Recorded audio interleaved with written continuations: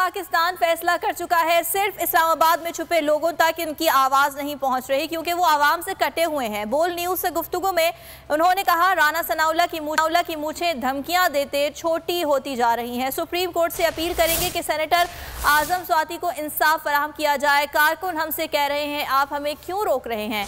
उनका ये भी कहना था कि इमरान खान पर कातिलाना हमले की FIR ज़रूर कटेगी।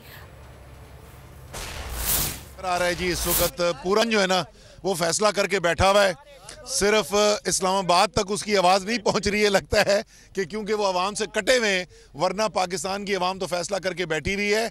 और ये जो इस्लामाबाद में छुपे बैठे हुए इनको बता दें कि पाकिस्तान आ रहा है आपके पास। बिल्कुल जी, सेशन कोर्ट के अंदर हमने 22A की एप्लीकेशन भी डाल दी है। कानून बिल्कुल वाजे है, कोई इनके पास इख्तियार ही नहीं है कि जो FIR दी जाए उसको ना काटे जाए। इंशाल्लाह कटेगी। राना सनाउल्लाह को मैंने देखा है, उनकी धमकियां देते देते उनकी मूछें छोटी होती जा रही हैं। राना साहब से बोलो, राना साहब थोड़ा वक्त मुक गया है। MNA सब जाएंगे बारी बारी सुप्रीम कोर्ट और सारे चीफ जस्टिस से मुतालबा करेंगे कि आप अगर उस आदमी को जो सेनेट की कमेटी जिससे जुडिशरी अपॉइंट होती है, आप उसको तहफ़्फ़ुज़ और इंसाफ नहीं दे सकते तो आपने बाकी किसी को क्या इंसाफ देना है। और बढ़ रहा है लोगों के अंदर जज्बा। और सच्ची बात तो ये लोग हमसे पूछ रहे हैं कि तुम ये जो हमें बार बार बोलते हो कि कानून के दायरे के अंदर रहो, ये हमें क्यों बोलते हो। इंशाल्लाह जी अगले हफ्ते पिंडी में खान साहब होंगे और पाकिस्तान होगा पूरा, वहाँ पे तारीख रखें।